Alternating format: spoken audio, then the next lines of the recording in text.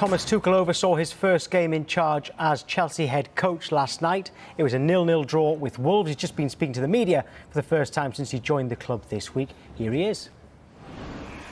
Why Chelsea? Why not? I mean, there was the opportunity. There's one of the biggest clubs in the world, in the most competitive league of the world.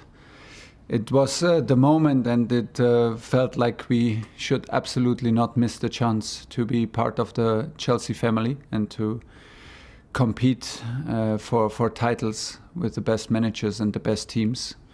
So that was a pretty easy choice. Does it concern you at all, the club's reputation for getting rid of managers quite quickly?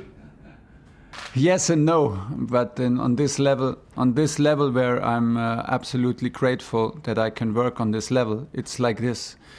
If you sign in for Chelsea, you sign in for the hunger of titles. You sign in for being absolutely competitive in every competition you play. I'm totally aware of that. It is like you said, but it does not scare me. We have big ambition. Me myself, I have biggest ambitions.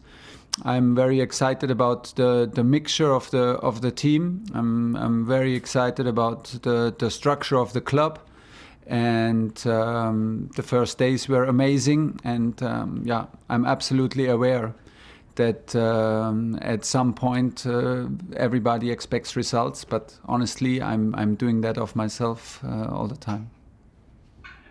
You're a extremely experienced coach. You've won many things. You seem like a nice guy. Are you concerned at all that there might be a fan backlash, because Frank Lampard is obviously a legend at the club? Yeah. A fan backlash, I don't know. I hope not, because that would be hard on the team, because we need our supporters like any team, and in a stadium like ours, and in a club like ours, like Chelsea, to have the fans so close and so close behind the team, it makes really the difference. I can absolutely assume that it's a big disappointment for the fan base to see that Frank was sacked. I have, I said this in the first statement, and I can only repeat, I have the biggest respect. I was a huge fan of Frank as a player. It was a pure joy to watch him play and to see him, how he played, with what personality he played. He was one of the key figures to demonstrate in 90 minutes what Chelsea is about intensity, about devotion, about winning mentality. And so I have the biggest respect for him personally and for his legacy. It just got bigger when I received a message today in the morning, and to a personal message to wish me all the best, and maybe meet in the future when this is possible. So honestly, nothing has changed there. But in the last 72 hours, the club made clear to me that this is not my fault, clearly not my fault, and I cannot change the situation for him. The decision was made, and I was handed the opportunity. But I mean what I say, like before. Just a final question from me, if I may. Obviously, there's a little bit of a time to go now before the transfer window closes on Monday evening. From what you've seen so far, are there any gaps that you need to fill in the squad?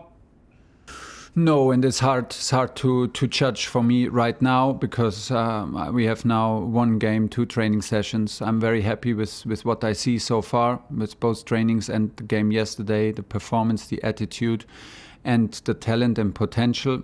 I think we have, the squad is not too big. Right now we have N'Golo Kante came back today, so we have 22 players plus the goalkeepers. That is, regarding our program with 3 competitions, absolutely not too much. I have the feeling that right now is the guys deserve to be trusted, and I want to trust everybody if a possibility comes along that we all agree on making us stronger right away, and okay, we will not hesitate, I'm sure, but it's not like we have the absolute need to do something. Absolutely not. So Thomas Tuchel there, in answer to that was interesting. Michael always says, fans like that, they never say never. At the end, he said, give the players a chance, but if something comes up, it's going to improve them now, they can do it. Yeah, it's interesting, isn't it? Because he had one training session, and yet he made an imprint on that Chelsea team last night, didn't he? So give him a couple more training sessions and he may see a player that may fit into his system. You look at what he did last night, 79% possession and 820 passes.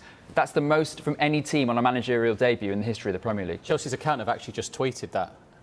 Have they? Yeah. Oh, great. Well, what point was to do my research then? I saw you typing away. And what was quite nice, I mean, it's not transfer related, Michael, but Frank Lampard texted Thomas Tuchel this morning saying that, he hopes to meet up with him sometime and stuff. And that's, I think, shows a bit of class, of course. Yeah, absolutely. Yeah, I mean, Frank Lampard, he's not going to walk away from football forever. It was his dream job, and people say it came a bit early. Who would turn down a dream job? He'll be back, of course. He did very well at Derby. He did excellent, I think, for Chelsea last season. I'm sure he'll be back. But you look at the table here, they're 8th, 30 points. Look at the league table, Leicester 3rd, West Ham 4th. It's so open this season. If I was a Chelsea fan, I'd be really happy to hear what Thomas Tuchel was saying. I thought he spoke with clarity and he spoke with confidence. Talked about titles. Now, yes, Chelsea are only 8th, but he knows the hire and fire culture at Chelsea, but he's clearly backing himself to be able to take this team back up to the top of the table. He had a good run at Dortmund. He obviously won things at Paris Saint-Germain. So he's coming in with a winner's mentality, isn't he? He's not going to take this challenge lightly. He did say, didn't he, about how improving the players that are already there, and that was maybe a downfall of Frank Lampard, that the big signings like Werner and Havertz haven't hit the ground just yet. But he didn't play Werner, did he, in the match against Wolves? So, just because the same nationality or they know each other from the same league, you can't just go in and just change them. And that's the job he's got. This is what's going to be interesting. The team selection over the next few games. Mason Mount, captain one game, on the bench the next. What does he do with Tammy Abraham? They were incredibly close to Frank Lampard and Jody Morris. So how are they going to cope going forward? Reece James, it was a very different side the other night. No, it's very, very, very intriguing.